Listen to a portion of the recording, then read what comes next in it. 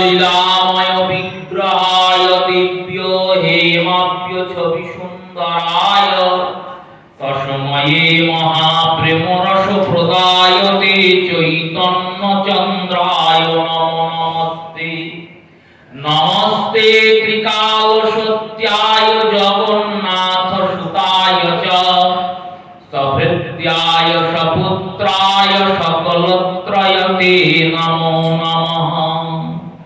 ওম বরাহাপিরাভিরাম মৃগমদতিলকং কুন্দলতন্ত্রগণ্ডং কঞ্জাং শঙ্কুম্ভকণ্ঠং স্মিতশুভমুখং সাগরে ন্যস্তবেনুং শ্যামং শান্তং ত্রিভঙ্গং রবিকরো বসনভূষিতং বৈজয়ন্ত্য়া বন্দে বৃন্দাবন যুবতিশ্চ শতাবৃত নমো ব্রহ্ম গোপাল বেশম নমো নলিন নেত্রায় বেণুবাদ্য বিনোদিনে শ্রীরাধায় ধর সুধাপানে শালিনে বনমালিনে নমো পঙ্কজ নেত্রায় নমো পঙ্কজ মালিনে নমো পঙ্কজ নাভায় গোবিন্দায় নমো নমঃ। রাসরস বিগ্রহম রাধিকা ললিতা পরিবেষ্টিতৌ মাধব পণ্ডিত প্রাণবল্লভ রাধা কান্ত সদা ভজেমঃ। শ্রীরাধাং রাসেশ্বরীং রম্যাং স্বর্ণ কুণ্ডলভূষিতাং নীলবস্ত্র পরিধানাং দেবীং ত্বং নমামি শ্রীহরিপ্রিয়ে। গৌরোচন রূপং মনোহরশ্চ কান্তি দেহং তাম্বুল সেবা প্রদয়েতে বিলোহিতা দেব্যৈ নমো নমঃ। বৃন্দাবৈ তুলসী দেব্যৈ প্রিয়াবৈ কেশবস্য চ বিষ্ণু ভক্তি প্রদে দেবী সত্যবৎবৈ নমো নমঃ। জয় রূপ সনাতন ভট্ট রঘুনাথ শ্রীজীব গোপাল ভট্ট দাস রঘুনাথ। এই ছয় গোসাই করি চরণ বন্দন যা হইতে বিঘ্ন নাশয় অভীষ্ট পূরণ। এই ছয় গোসাই যার মুই তার দাস তা সবার পদরে নূর পঞ্চগ্রাস তাদের চরণ সেবী ভক্তা সনেবাস। জনমে জনমে হয় আমার এই অভিলাষ মধুস্নেহং সমাযুক্তং প্রেমাসক্ত মহাশয়ং বৃন্দাবনের আসরতং বন্দে শ্রী মধুপণ্ডিতং। নমো ধর্মায় মহতে নমো কৃষ্ণায় বেধসে ব্রাহ্মণেভ্যো নমস্কৃত ধর্মাन् বৎসে সনাতন। বাঞ্ছাকল্পতরুর্ভ্যশ্চ কৃপা সিন্ধুভ্যেব চ পতিতানাং পাবনেভ্যো বৈষ্ণবেভ্যো নমো নমঃ। সকল শ্রোতা ভক্ত বৈষ্ণব মাতৃজনেরে আমি করি নমস্কার। সবে চরণ ধুলি দেহ মস্তকে আমার। হরে কৃষ্ণ কৃষ্ণ কৃষ্ণ হরে হরে হরে রাম রাম রাম হরে হরে। শ্রী গুরু প্রেমানন্দ সীতানাথ নিতায় গৌর হরি बोल। শ্রী গুরু প্রেমানন্দ সীতানাথ নিতায় গৌর হরি बोल। শ্রী গুরু প্রেমানন্দ সীতানাথ নিতায় গৌর।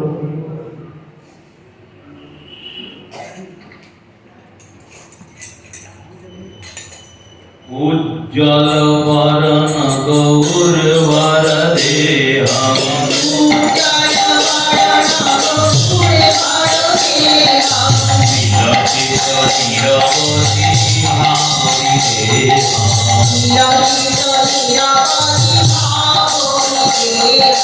ত্রিভুবন পাবন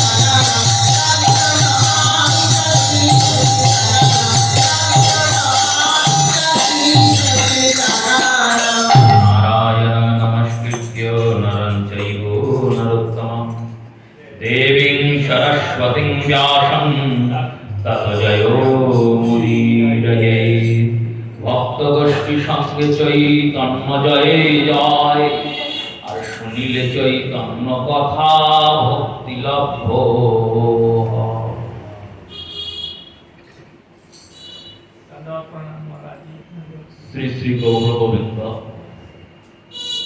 মকরন্দ মাধুর্য লীলালব্ধেষু সজ্জন বৈষ্ণব বৃন্দ শ্রদ্ধেয়া মাতৃমণ্ডলীর চরণে প্রণাম পূর্বক কলিযুগ পাবন অবতার রাধা কৃষ্ণ মিলিত তনু শ্রী শ্রী শ্রীমন মহাপ্রভুর অশেষ অনুকম্পায় শ্রী শ্রী গৌরাঙ্গ আবির্ভাব তিথি উপলক্ষে আয়োজিত সপ্ত দিবসীয় গৌর কথার পঞ্চম দিবসের কথার আমরা শুভ সূচনা করছি। পূর্বদিন শ্রীমন মহাপ্রভু গয়া ক্ষেত্রে ঈশ্বর পুরীপাদের কাছে দীক্ষিত হয়ে নবদ্বীপে ফিরে এসেছেন। বাতুলের মতো দিনরাত কৃষ্ণ কৃষ্ণ নাম জপ করেন, কখনো হাসেন, কখনো কাঁদেন, কখনো কৃষ্ণের জন্য আক্ষেপ করেন, কখনো কৃষ্ণকে পাওয়ার জন্য গৃহ থেকে ছুটে বেরিয়ে চলে যান। এই রকম ভাবদশায় শ্রী গৌরাঙ্গ সুন্দর পতিত। সচিমাতা পাড়া প্রতিবেশীর সমস্ত লোকজনদের বারংবার জিজ্ঞাসা করছেন, কবিরাজ বৈদ্যরা আসছেন, কেউ বিভিন্ন ঔষধ, কেউ বিভিন্ন পথ্যের নিদান দিচ্ছেন, কোনো কিছুতেই আমার গৌর সুন্দরের অবস্থার পরিবর্তন হচ্ছে না। বিরহ যখন উচ্চ উৎকণ্ঠায় পৌঁছায়, তখন শ্রীমন মহাপ্রভু অষ্টম ভাব স্বরূপ উন্মাদের ন্যায় নিজেই পাষাণে মাথা ঠুকতে লাগে। বলতে শুরু করেন, কবে কৃষ্ণ ধন পাব, হিয়ার মাঝারে থুব, জুড়াইবে এ পাপ পরাণ। আমি সাজাইয়া দেব হিয়া, বসাইব প্রাণ পিয়া, নিরখিব সে চাঁদ বয়ান। সজনী কবে মোর হইবে সুদিন, সে প্রাণনাথের সঙ্গে, কবে বা হেরিব রঙ্গে সুখময় যমুনা পুলিন। ললিতা বিশাখা সঙ্গে, কবে বা হেরিব রঙ্গে সুখময় যমুনা পুলিন। এ দারুণ বিধির নাট ভাঙিল প্রেমের হাট, তিলমাত্র না রহিল তার। নরোত্তম দাসে কয়, দেখে শুনে লাগে ভয়, ছেড়ে গেল বোজেন্দ্র কুমার। আমায় তো গোবিন্দ ছেড়ে চলে গেছেন, তোমরা কি বলতে পারো কি করে কৃষ্ণকে পাবো? এই বিরহ আস্বাদনের নামই ভজন। ভজন মানে কি? বললেন ভজন মানে আকুলতা। আকুলতা কিসের আকুলতা? ভগবানকে পাওয়ার আকুলতা। কবে ভগবানকে পাবো, কবে আমি গোবিন্দের দর্শন করতে পারবো, এই আকুল প্রাণে ব্যাকুল হৃদয়ে যখন তুমি তাকে ডাকবে, এই ডাকার নামই ভজন। বিরহটা ভক্তি রসকে গাঢ় করে। কেমন করে গাঢ় করে? শ্রী রসিকশেখর বিশ্বনাথ চক্রবর্তী পাদ বললেন, যেমন ইক্ষু রসকে জারণ করলে, আখের রসকে জারণ করলে আখের রস ঘনীভূত হয়ে যায়, আরো জারণ করলে ঘনীভূত হতে হতে কঠিন শক্ত পাটালি হয়ে যায়, তেমনি কৃষ্ণ হৃদয়, ভক্তির হৃদয়ে যে কৃষ্ণ প্রেমরস, এই প্রেমরস বিরহে ঘনীভূত হয়। রসকে জারণ করলে যেমন রসের মিষ্টতা বৃদ্ধি পায়, তেমনি শ্রী প্রেমরসকে বিরহ তাপে জারিত করলে বিরহের দ্বারা প্রেমের মাধুর্যের বৃদ্ধি হয়। যা সহজলভ্য তার মূল্য আমরা দিতে পারি না, যা দুর্লভ্য তার মূল্য আমরা সবসময় দিই। দৃষ্টান্ত দিচ্ছেন মহাজন, বলছেন দেখো, যেটার কোনো দাম নাই সেটাকে আমরা হেলাতেই নষ্ট করে ফেলি। যে বস্তুটার দাম কম সেই বস্তুটা হারিয়ে গেলেও আমাদের অত দুঃখ হয় না। একটা ছোট লোহার টুকরো যদি হারিয়ে যায় বাড়ি থেকে, কেউ কি কাঁদতে বসবে? বসবে না। হয়তো ভাববে কোথায় গেল, খোঁজ একটু করবে, কিন্তু কাঁদতে বসবে না। কেন? বললো তার দাম বেশি নয়, আবার পরিশ্রম করলেই কেনা যায়। কিন্তু একটা ছোট্ট সোনার আংটি যদি হারিয়ে যায়, অন্তত পক্ষে 7 দিন সে ভাববে কেন হারালো, কোথায় হারালো, কি করে পাবো। কেন? বললো তার অনেক মূল্য তো। আর সেটা যদি আরো মহামূল্যবান হয়, কারো উপহারিত হয়, কোনো পরম্পরাতে প্রাপ্ত হয়, তাহলে আরো শোক বাড়বে। সেই রূপে জগতের মহামূল্যবান নিধি গোবিন্দ, সেই গোবিন্দ যদি ছেড়ে দিয়ে চলে যান, সেই গোবিন্দকে না পাওয়ার দুঃখটা কতটা। কৃষ্ণকে যতদিন ভুলেছিলাম ততদিন তো এক মোহের আনন্দ নিদ্রায় ঘুমিয়েছিলাম, কিন্তু যখন মোহনিদ্রাটা কেটে গেল, যখন এই অন্ধপুটলিকা শ্রী গুরুদেব আমাদের নেত্র থেকে সরিয়ে দিলেন, আমাদের স্বরূপ জ্ঞান হলো। রূপজ্ঞান তো দর্পণ করান, আমি সুন্দর স্বরূপ, যুবক, বৃদ্ধ, কিশোর, এই জ্ঞানটিকে করাবে, ওগুলো দর্পণ করাবে। যখন আয়নার সামনে দাঁড়াবো তখন তো বুঝতে পারবো যে আমি কিশোর না যুবক না বৃদ্ধ না শিশু। দর্পণ যেমন আমাদের রূপের জ্ঞান করান শ্রী গুরুদেব, তার বাক্য দ্বারা, কৃষ্ণ কথা দ্বারা, কৃষ্ণ কথা দর্পণে আমাদের স্বরূপের জ্ঞান করান। স্বরূপ কখনো পরিবর্তিত হয় না, রূপ পরিবর্তিত হতে পারে, স্বরূপের পরিবর্তন হয় না। স্বরূপ শব্দের অর্থ স্ব, শব্দের অর্থ নিজ, আত্ম, আর রূপ মানে আত্মর রূপ। এই স্বরূপ, এই স্বরূপটি কখনোই পরিবর্তন হয় না। এই স্বরূপটি কেমন? স্বরূপটি হলো জীবের স্বরূপ হয় কৃষ্ণের নিত্য দাস, তটস্থা মায়া শক্তি ভেদাভেদ প্রকাশ। ভগবানের দাসত্ব করার জন্যই ভগবান এই নরদেহটি দিয়েছেন। অন্যান্য যা যা কর্ম অন্যান্য দেহে হয়েছে এই দেহেও হবে, কিন্তু অন্যান্য দেহে কৃষ্ণ ভজন হবে না। এই দেহেই একমাত্র কৃষ্ণ ভজনা হবে। কৃষ্ণ ভজনা বাদ দিয়ে একটি দিন পার করা মানে আমাদেরই লোকসান, আমাদেরই ক্ষতি। একটা মহামূল্যবান দিন চলে গেল, অথচ সারা দিনে আমি একবার গৌর গোবিন্দের নাম করলাম না। এর থেকে দুঃখের কি আর কিছু আছে? মহাপ্রভু সেই ভক্তের বিরহ উৎকণ্ঠাটা জগৎকে দর্শন করাচ্ছেন। কিছুতেই যখন মহাপ্রভুর অবস্থার উন্নতি হচ্ছে না, তখন সচিমাতা প্রতিবেশীদের বলতে লাগলেন, তোমরা কিছু ব্যবস্থা করো, আমার গৌর কি করে সুস্থ হবে। এই কথা ছড়াতে ছড়াতে আগুনের মতো, যার খ্যাতি এত নবদ্বীপের প্রত্যেকে জানেন, নিমাই পণ্ডিতের কথা। সেই খ্যাতিমান নিমাই পণ্ডিত অসুস্থ, এমন অসুস্থ যে চতুষ্পাটিতে পড়াতে গিয়ে উল্টো পাল্টা পড়াচ্ছেন। শ্রীবাস পণ্ডিত শ্রবণ করলেন, শ্রীবাস পণ্ডিত শুনলেন, এক ছাত্র বলছে আমাদের মাস্টার মশাই পাগল হয়ে গেছে, আমাদের পণ্ডিত মশাই পাগল হয়ে গেছে, নিমাই পণ্ডিতের মাথা খারাপ হয়ে গেছে। কি হয়েছে?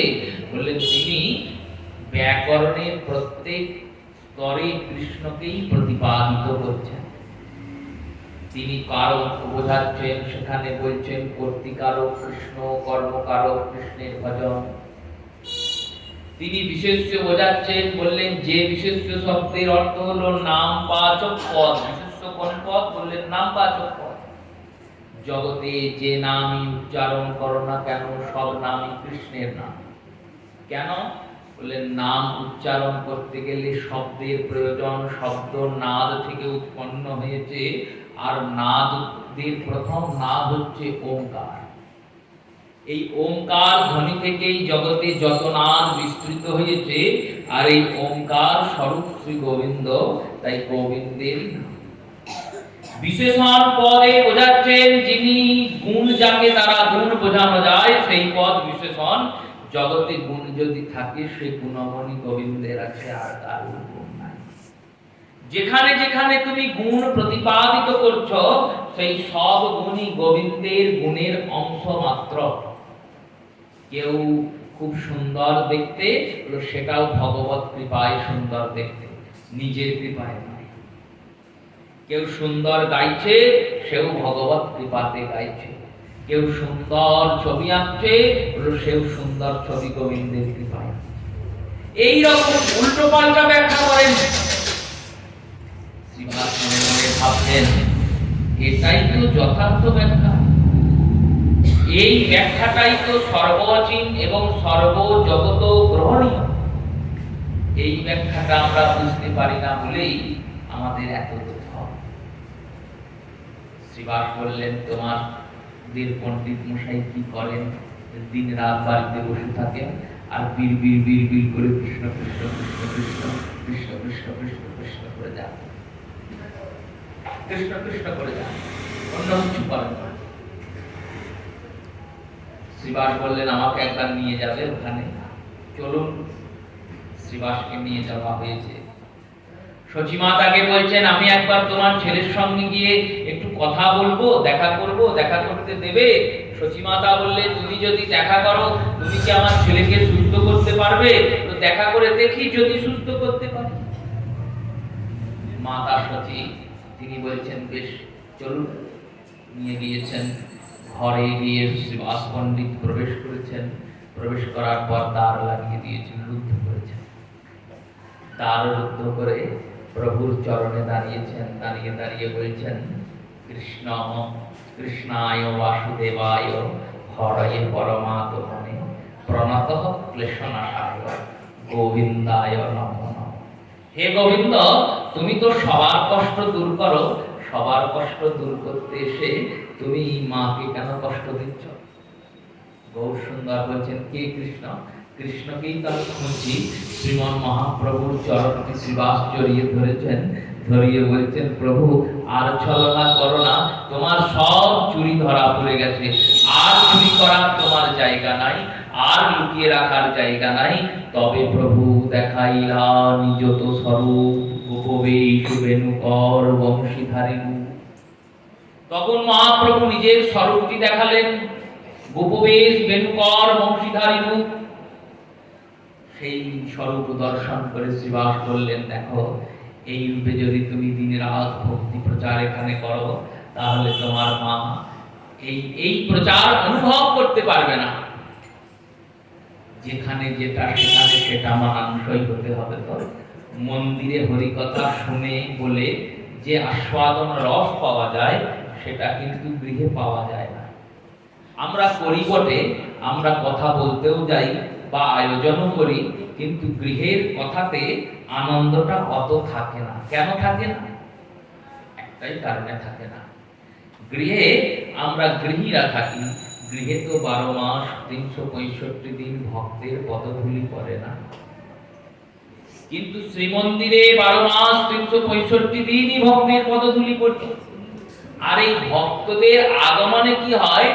ভক্তদের আগমনে পরিবেশটা ভক্তিমন্ত হয়ে যায়। ব্রজে মানুষ যায় কেন? বললে ব্রজের রজ গ্রহণ করতে। কেন রজকে গ্রহণ করতে হয়? বললো ওই রজে ভক্তদের পদরজ মিশ্রিত হয়। ওই ভক্তদের পদধূলিটা যদি আমরা গ্রহণ করতে পারি, তবেই ভক্তি সঞ্চার হবে, নতুবা হতে পারে না। ভক্তির প্রচেষ্টা করে যেতে পারো, কিন্তু ভক্তি সঞ্চার হতে পারে না। শ্রীবাস পণ্ডিত মহাপ্রভুকে বললেন, প্রভু হে গৌর সুন্দর, তুমি আজ থেকে সন্ধ্যাবেলায় আমার গৃহে আসবে, আমি ওখানে তোমার জন্য হাট পত্তন করব। হাট পাতবো বলে, কিসের হাট? না প্রেমের হাট। এই প্রেমের হাট পত্তন হবে, সেখানে এসে তুমি কৃষ্ণ প্রেম কিনবে আর বেচবে। শ্রীবাস পণ্ডিত বাড়ি এলেন। শ্রীবাস পণ্ডিতরা 5 ভাই, তদমধ্যে সর্বজ্যেষ্ঠ শ্রীবাস পণ্ডিত বাড়ি এসে নিজ উঠোনে, নিজ প্রাঙ্গণে বিষ্ণু পালঙ্ককে স্থাপনা করলেন। একটি খাট নিয়ে এসে বসালেন, বললেন এখানে আমার গৌর সুন্দর এসে বসবেন। আর সেই পালঙ্ককে সুন্দর করে সাজালেন, সামনে তুলসীর মঞ্চ স্থাপনা করলেন। প্রভু এলেন, নাম সংকীর্তন শুরু হলো। সবাই মনের আনন্দে নদিয়াতে নাম সংকীর্তন রসে মেতে উঠলেন। এই খবর ছড়ালো, ছড়িয়ে শান্তিপুরে সীতানাথের কানে পৌঁছালো। সীতানাথকে শ্রীবাস পণ্ডিত পত্র দিলেন, হরিদাস মারফত খবর পাঠালেন। হরিদাস মারফত খবর পাঠালেন যে যাকে তুমি ডেকে এনেছো, যাকে কেঁদে কেঁদে তুমি ডেকে এনেছো প্রভু, ওই বাবলাতে সুরধ্বনির তীরে তামা তুলসী গঙ্গা জল দিয়ে হা গৌর এসো বলে, হা কৃষ্ণ এসো বলে, ওই কাঁদতে কাঁদতে যাকে তুমি ডেকে নিয়ে এসেছো, সেই শ্রী গৌর সুন্দর নিজের আগমনের হেতু, সেই হেতু স্বরূপ প্রেমবিলাস শুরু করেছেন। যে কারণে তুমি তাকে এনেছো, সেই সংকীর্তন পিতরৌ, সংকীর্তন শুরু করবেন। সংকীর্তন শব্দের অর্থ সমবেত কীর্তনম, সবাই মিলে কীর্তন করবেন। সবাই মিলে কীর্তন করলে তো সবাইকে ডাকতে হবে, তবে তো কীর্তন হবে, না হলে তো হবে না। তাই আচার্যবরকে খবর দেওয়া হলো। আচার্যবর এলেন, আর আচার্যবর এসে যখন বসলেন, শ্রীমান মহাপ্রভুর মধ্যে ভাব সঞ্চার হলো। গৌর সুন্দর ডাকতে লাগলেন, কোথায় সেই নরা গোসাই, যিনি আমার গোলক বৃন্দাবনের সিংহাসনকে নিজ ভজন দ্বারা নড়িয়ে দিয়েছিলেন। নরা শব্দের 2টি অর্থ। একটি অর্থ শিকড়, শিকড় মানে মূল। বললেন ইনি গৌর কল্পবৃক্ষের মূল, শিকড়। ইনি না থাকলে তো গৌর আসতেন না। সীতানাথের একটি নাম আছে, কি নাম? বলল গৌর আনা সীতানাথ। ইনি গৌরকে এনেছেন। সেই গৌরানা ঠাকুরকে ডাকছেন গৌর সুন্দর। আচার্যবর গেলেন, যাওয়ার সঙ্গে সঙ্গে মহাপ্রভুর সামনে দাঁড়ালেন। প্রভু বললেন, অদ্বৈত তুমি কি চাও বলো। অদ্বৈত বললেন, প্রভু যা চাইবে তাই দেবে তো? মহাপ্রভু বললেন, চেয়ে দেখো তাই দেব। তাহলে তোমার ওই যুগল চরণ আমার মস্তকে রাখো। মহাপ্রভু অদ্বৈত আচার্যের এই চরণ দিতে পারলেন না। বললেন, আমি দিতে পারবো না। কেন? ভক্তের মাথায় চরণ দিতে পারি। নৃত্য করতে করতে, নাম করতে করতে প্রভু যখন ভাববিভোর হয়ে অচেতন হয়েছেন, তখন ওই রাতুল চরণ দুটি অদ্বৈত প্রভু মাথায় নিলেন। অচেতন অবস্থায়, চেতন অবস্থায় নিতে পারলেন না। মহাপ্রভুর নিত্য বিলাস, কীর্তন বিলাস চলছে। গদাধরকে, শ্রীবাসকে, হরিদাসকে, অদ্বৈতকে প্রত্যেককে আজ্ঞা দিলেন, আমরা প্রতিদিন সকালবেলা আর সন্ধ্যাবেলা 2 বার, এক শৃঙ্গারের পর, শৃঙ্গারের পরে কৃষ্ণলীলায় যেমন গোবিন্দ গোচারণে যেতেন, সেই রূপে এই বাল্যভোগ গ্রহণ করার পরে গৌর সুন্দর বললেন, আমরা সংকীর্তন করতে বেরোব। নগর সংকীর্তন, নগরের রাস্তায় রাস্তায় আমরা হরিনাম করব। কেন প্রভু হরিনাম করবে? কেন? বলল, দেখো, যেমন প্রাতকালে যারা হরিজন, এই হরিজন শব্দের অর্থ হরির জন। এনারা হরির জন কেন? হরি যা করেন এনারাও তাই করেন। ভগবান শ্রীহরি আমাদের হৃদয়ে এই হরি নাম করলে কি হয়? চেত দর্পণ মার্জনম, হৃদয়ের যে মলিনতা, নোংরা হৃদয়ের অপবিত্রতা, সেই অপবিত্র হৃদয়টিকে কৃষ্ণ নাম করা মাত্রই শুদ্ধ হয়ে যায়। সেই রূপে এনারা কি করেন বলল, নগরকে গ্রামকে সকালে উঠেই ঝাঁট দিয়ে শুদ্ধ করেন। এনারা এই মহৎ কর্ম করেন। আমরা ভাবি ওরা অপবিত্র, অপবিত্রতার জন্য কিন্তু শাস্ত্র ওনাদের অচ্যুত করেনি। তাহলে না, ওনারা যে কর্মটি করছেন সেই কর্মের রোগ জীবাণু যাতে না ছড়ায়, সেই জন্য শাস্ত্র বলেছেন ওদের ছোবে না। ছোবো না, কিন্তু ওদের শ্রদ্ধা করতে বারণ করেননি যে অশ্রদ্ধা করবে না, অশ্রদ্ধা করবে না। কেন? বলে ওনারা হরিজন, হরির জন্য। মহাপ্রভু বলছেন ওনারা যেমন সকালবেলায় মন্দির এই শহর পরিষ্কার করেন, তেমনি আমরা একটু বেলা হলে নাম দিয়ে জীবেদের হৃদয়ের মলিনতা পরিষ্কার করব। সন্ধ্যাবেলায় জীবেদের মলিনতা পরিষ্কার করব। কেন? বললেন দেখো, এই প্রাতঃকাল হওয়ার পর সকালবেলার সময়, ওই সময় হরিনাম করলে প্রত্যেকের কানে হরিনাম পৌঁছাবে। আর সন্ধ্যাবেলায় বলল, সন্ধ্যাবেলায় হরিনামের দল যদি শহরে ঘরে, তাহলে কেউ বসে গল্প করতে পারবে না। সন্ধ্যার সময়টা ভগবান দিয়েছেন কেন? ভগবানের সন্ধ্যার সময় দিয়েছেন ভজন করার জন্য, কৃষ্ণ ভজনের জন্য সন্ধ্যার সময়। এই সন্ধ্যা সময়ে অনেকগুলি কর্ম করতে নাই। কি কি করতে নাই? বলে আহার করতে নাই, খেতে নেই। আমরা যত পারি সন্ধ্যায় খাই, সন্ধ্যা দেওয়ার 8 ঘন্টা পরবর্তী কিছু খেতে নেই।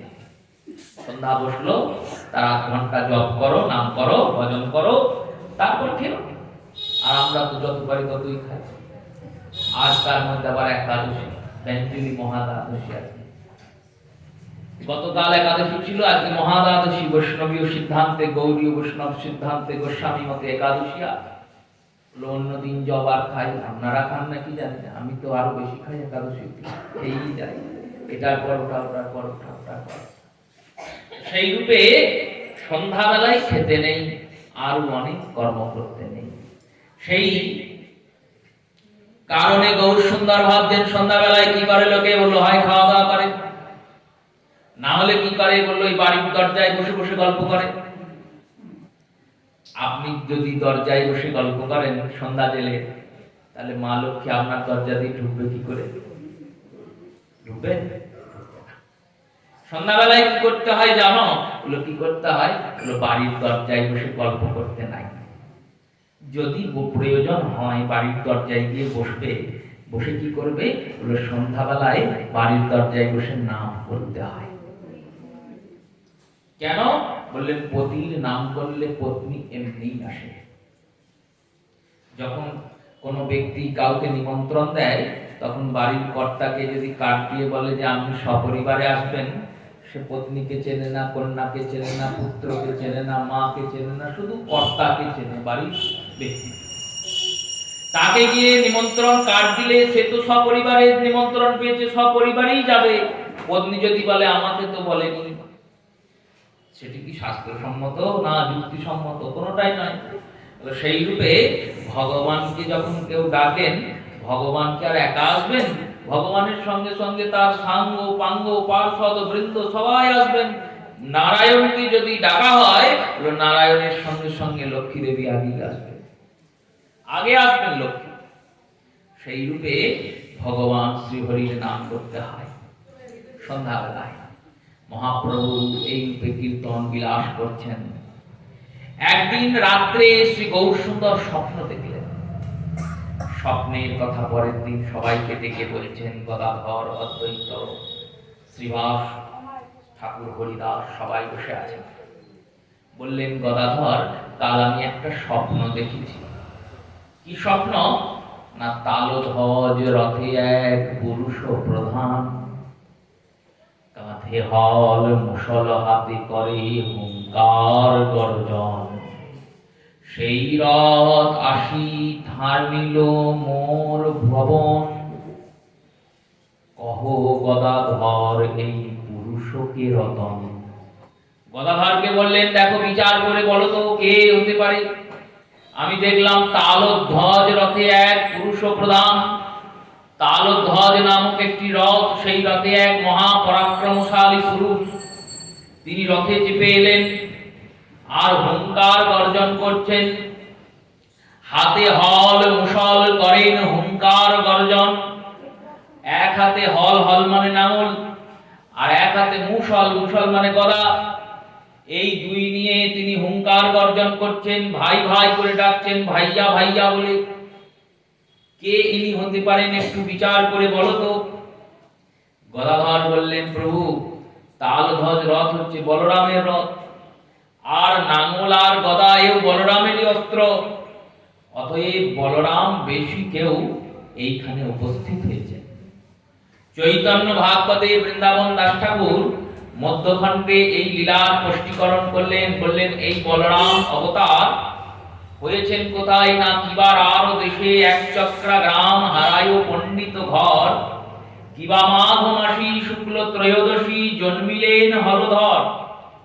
রার দেশে এক চক্রা গ্রামে হারাই পণ্ডিতের ঘরে পদ্মাবতী মায়ের কোল আলো করে এই বলরাম রূপী নিত্যানন্দ প্রভুর আবির্ভাব হয়েছে। কোন দিনে না কিবা মাঘ মাসী শুক্ল ত্রয়োদশী জন্মিলেন হরধর। মাঘ মাসের শুক্ল পক্ষের ত্রয়োদশী তিথিতে ইনি যখন জন্মিয়েছেন, পিতার মনে আনন্দের সঞ্চার হয়েছে বলে পিতা নাম দিয়েছেন নিত্যানন্দ। ডাক নাম কি বললেন? ডাক নাম দিয়েছেন কুবের। এনারা 7 ভাই, তদমধ্যে নিত্যানন্দ সর্বজ্যেষ্ঠ। শ্রী নিতাই চাঁদ বাল্য অবস্থা থেকেই লক্ষণের আবেশে থাকেন, কখনো বলরামের আবেশে থাকেন। লক্ষণের আবেশে শক্তিশালী বাণে বিদ্ধ হয়ে অচেতন হয়ে যান। অচেতনতা কাটে কখন? বলল, যখন হনুমান জি অবতীর্ণ হন, আর অবতীর্ণ হয়ে ওই লক্ষণরূপী নিতাই চাঁদের কর্ণে গিয়ে কৃষ্ণ নাম দেন, তখন নিতাই চাঁদের অচেতনতা ভাঙে। বিবিধ লীলা করছেন শ্রী এক চক্রাদি।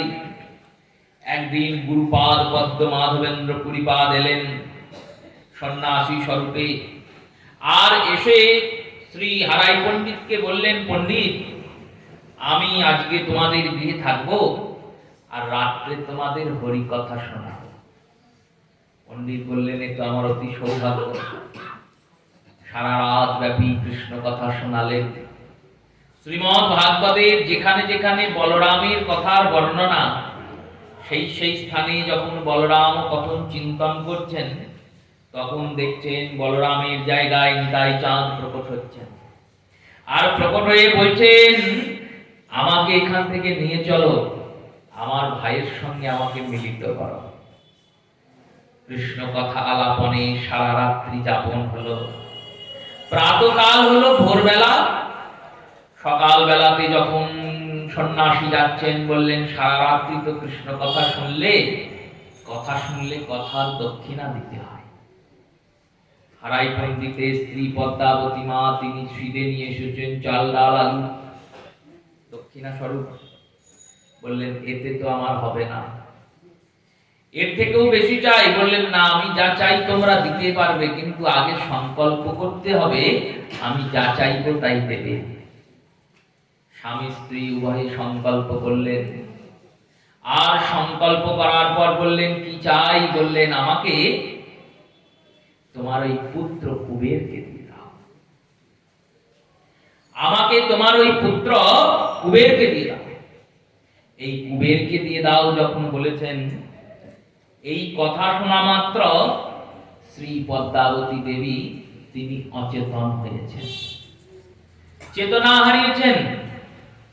আর হারাই পণ্ডিত বলছেন, দেখ, এই মা যতক্ষণ অচেতন হয়ে আছে সেই অবস্থায় তুই চলে যা। যদি মা উঠে পড়ে তাহলে কিন্তু আর যাওয়া হবে না। আর আমি সত্য প্রতিজ্ঞ, ব্রাহ্মণ সত্য প্রতিজ্ঞ হয়। সত্য সত্য মানে বললেন যা বলেন তা একে সত্য প্রতিজ্ঞ বলে। যে প্রতিজ্ঞাটা করেন সেটাকে রক্ষা করার চেষ্টা করেন। আমি ওনাকে সংকল্প করেছি তোমাকে দিয়ে দেব বলে, এই সংকল্পটা ভগ্ন হয়ে যাবে। আর সংকল্প ভগ্নও নরকম গতিমিতি। সংকল্প করে যদি সংকল্প ভগ্নিত হয়, তাহলে সেই ব্যক্তির নরকে গমন হয়। তাই হে পুত্র, তুমি এনার সঙ্গে চলে যাও। নিত্যানন্দ প্রভুকে নিয়ে সন্ন্যাসী প্রবর শ্রী মাধবেন্দ্র কুলপাদ বেরিয়ে পড়লেন। ভারতবর্ষের বিভিন্ন তীর্থ পরিভ্রমণ করতে করতে দক্ষিণ ভারতে শ্রী রঙ্গনাথমের কাছে পৌঁছালেন। এই শ্রী রঙ্গনাথম নামক যে স্থানটি, এটি বিবিধ স্থান, বিচিত্র স্থান। পৃথিবীর সর্বপ্রাচীন বিগ্রহ হচ্ছে শ্রী রঙ্গনাথ। শ্রী রঙ্গনাথ পৃথিবীর সর্বপ্রাচীন বিগ্রহ। কত প্রাচীন? বললেন এই বিগ্রহ সত্য যুগের আগে নির্মাণ হয়েছে, আর ইনি নির্মিতও হননি। এই রঙ্গনাথম কিভাবে ভারতবর্ষে এলেন দেখুন। স্বয়ং প্রজাপতি ব্রহ্মা ভগবান শ্রীহরির কাছে পৌঁছিয়েছেন বৈকুণ্ঠে, আর বৈকুণ্ঠে পৌঁছিয়ে প্রভুকে বললেন, প্রভু আমি তোমাকে প্রতিদিন অর্চনা করতে চাই।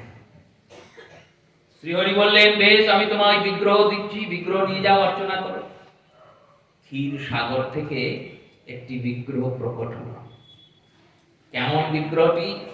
অনন্ত নাগের উপরে শেষশায়ী হয়ে ভগবান শ্রীহরি শয়ন করেছেন, আর তার চরণ সেবা স্বয়ং কমলা করছেন। এই বিগ্রহের নামই শ্রী রঙ্গনাথম। তুমি একে নিয়ে যাও। এই বিগ্রহে আর আমাদের কোনো ভেদ নাই। এই বিগ্রহকে গিয়ে প্রাণ ভরে সেবা করবে, কিন্তু সেবা বস্তুটা খুব যত্নের। তো যত্ন করতে গেলে সজাগ থাকতে হয়, সেবা করতে গেলে সজাগ থাকতে হয়। সজাগ মানে চিন্তন করুন, আপনি কারুর বাড়ি গেছেন বা আপনার বাড়িতে কোনো অতিথি এসেছে, এবার আপনি তাকে এক কাপ চা দিলেন আর দিয়ে চলে গেলেন। তার কিছুক্ষণ পর এলেন, অনেকক্ষণ পর আসার পরে বললেন, চা খাওয়া হয়ে গেছে, এটা খাবে? এইরকম করে কি সজাগ থাকা যাবে? অতিথির সেবা করতে গেলে অতিথির কাছে থাকতে হবে। সেই রূপে বিগ্রহ সেবা করার জন্য সজাগ হয়ে সেবককে কাছাকাছি থাকতে হয়। প্রভুর কোন সময় কি প্রয়োজন, একটার পর একটা ভোগ, একটার পর একটা সেবা, একটার পর একটা শৃঙ্গার, একটার পর একটা সময়। যেমন দৃষ্টান্ত দিয়ে চিন্তন করুন, সকালবেলায় খুব গরম, বৈশাখ মাসে এরকম প্রায়ই হয়, সকালবেলায় প্রচন্ড তাপ, প্রচন্ড গরম, তখন গোবিন্দের ঘরে পাখা চালিয়ে দেওয়া হবে, চালিয়ে দেওয়া হবে, তো হবে। এইবার যেই বিকাল হয়েছে, কাল বৈশাখী হয়েছে, আর এমন ঝড় হয়েছে যে চারিদিক ঠান্ডা হয়ে গেছে। আপনি এসিটা বন্ধ করেন নাই, চালিয়ে দিয়েছি তো, কালকে গিয়ে বন্ধ করবো। পাখা চলছে, কালকে গিয়ে বন্ধ করবো। গোবিন্দের ঠান্ডা লাগবে তো। সজাগ থাকতে হয়। সজাগ থেকে কি করতে হয় বললো, গিয়ে আবার ওটা বন্ধ করতে হয়।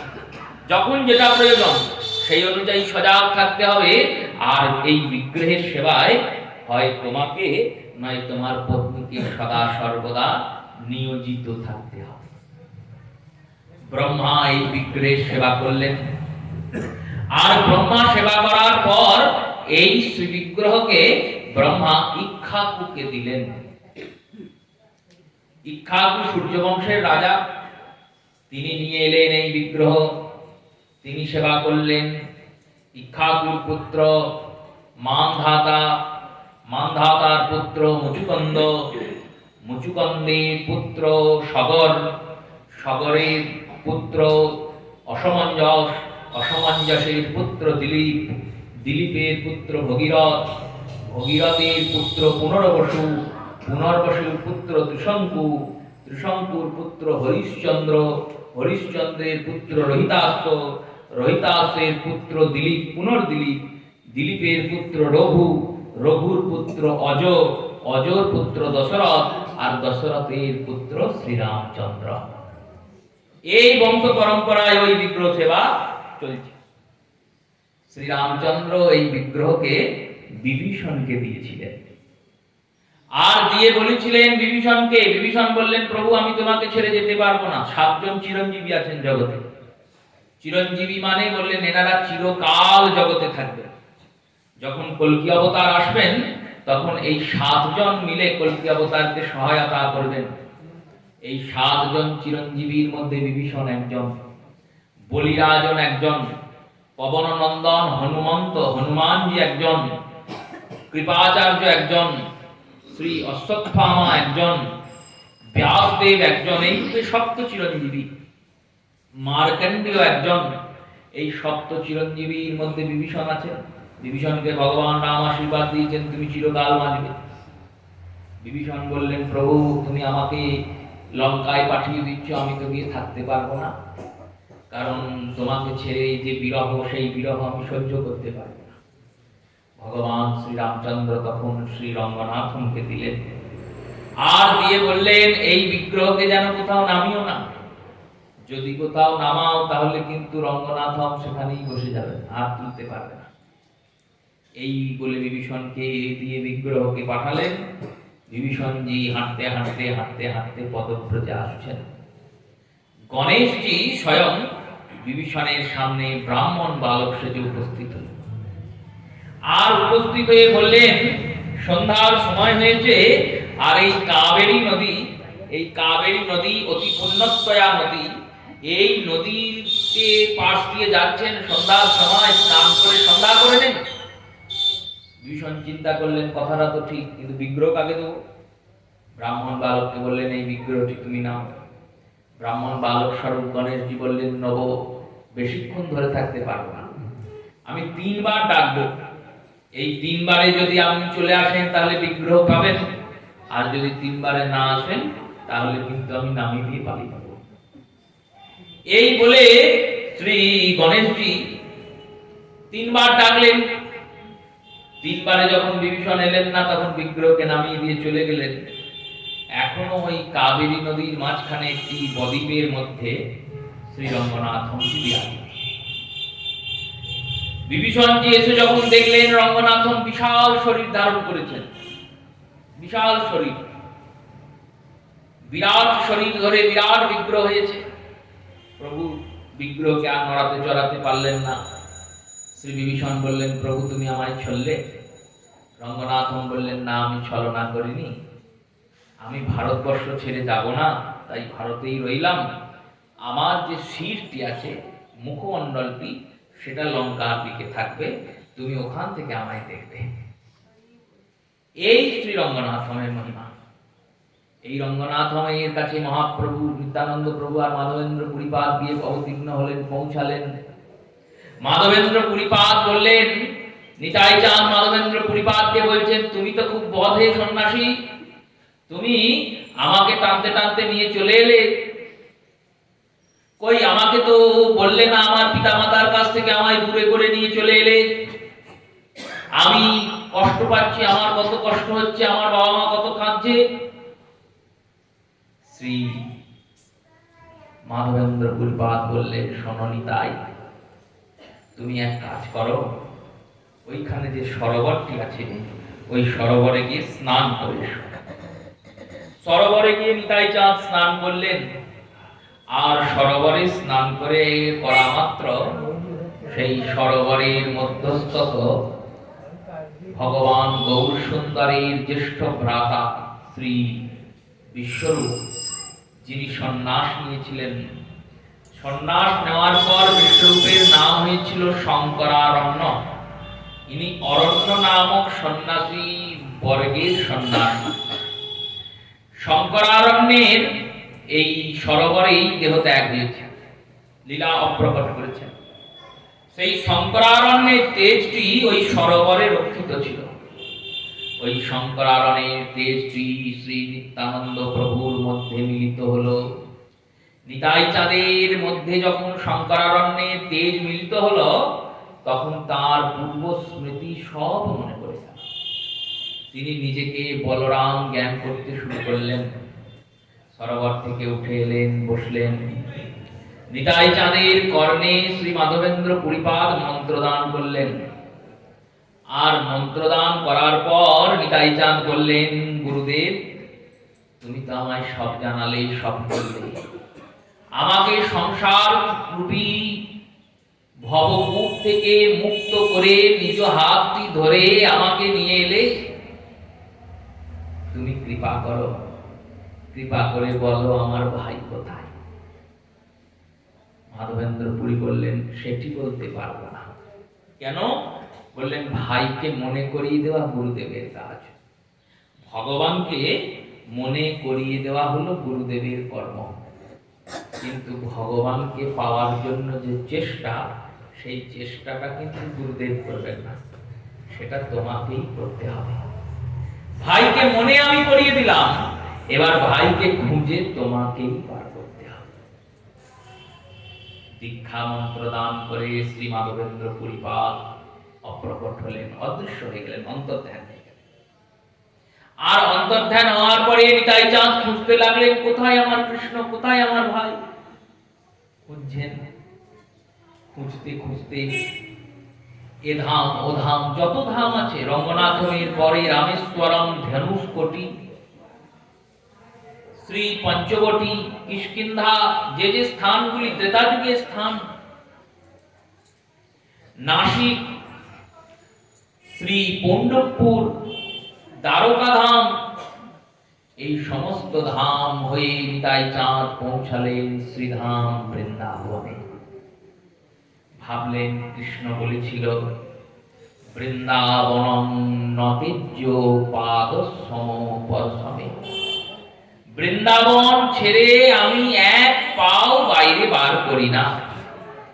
অতএব তুমি যেখানেই থাকুন না কেন, যদি তাকে কোথাও পাওয়া না যায়, তাহলে বৃন্দাবনে অবশ্যই পাওয়া যাবে। বৃন্দাবনে এসে ঘুরছেন, খুঁজছেন, দেখছেন কোথায় কোথায় সেই বৃন্দাবন। বৃন্দাবন তো সেই বৃন্দাবন নাই, ঝোপ ঝাড়ে পরিপূর্ণ হয়ে গেছে, সমস্ত তীর্থ লুপ্ত হয়ে গেছে, নন্দগ্রাম হারিয়ে গেছে, গোকুল হারিয়ে গেছে, কোথাও কিছু চিহ্ন নাই, সব মাটির ঢিপি হয়ে গেছে। বৃন্দাবনকে চেনার উপায় কি বলল? ওই একদিকে যমুনা নদী বইছে, আর একদিকে গিরি গোবর্ধন পর্বত আছে। তাও ওটি যে গিরি গোবর্ধন, সেটিকেও পরিচয় করার মতো কেউ না। কোথায় বর্ষণা, কোথায় নন্দগ্রাম, কোথায় যাবট, কোথায় কোকিলাবন, কোথায় কাম্যবন, কোথায় বেলবন, কেউ জানে না। চারিদিকে শুধু কাঁটার বন, ঝোপ ঝাড়। নিতাই চাঁদ খুঁজতে খুঁজতে পৌঁছালেন গিরিরাজ গোবর্ধনের কাছে। গিরিরাজ গোবর্ধনের গুহাতে প্রবেশ করে দেখলেন, তার এক সখা, তার নাম সুদাম সখা, সেই সুদাম সখা বসে আছে গুহার ভিতরে। এই সুদাম সখাকে বললেন, ভাই তুমি এখানে বসে আছো কেন? সুদাম বললেন, আমি অনেক দিক থেকে অপেক্ষা করছি। কার? বলে, আমার কৃষ্ণের। কৃষ্ণ যেদিন ব্রজ ছেড়ে গিয়েছিল, সেই দিন আমরা লুকোচুরি খেলছিলাম। আমি লুকিয়েছিলাম, আর এই গুহার ভিতরে লুকিয়ে ভাবছিলাম, আমাকে আমার কৃষ্ণই বার করবে। যদি কৃষ্ণ বার করে তবেই বের হব, না হলে বের হব না। কৃষ্ণ চলে গেছেন। যখন বেরুলাম, পরের দিন শুনলাম কৃষ্ণকে অক্রুর নিয়ে চলে গেছে। এই শোনার পর চিন্তা করলাম, তাহলে আমি আর বৃন্দাবনে গিয়ে কি করব? প্রাণহীন শরীরকে দেখে কোনো লাভ আছে? বৃন্দাবনের প্রান্ত ব্রজেশ্বর কৃষ্ণ, তিনি ব্রজ ছেড়ে যাচ্ছেন, তাই আর বেরোইনি, এই গুহায় বসে আছে। তুমি কে?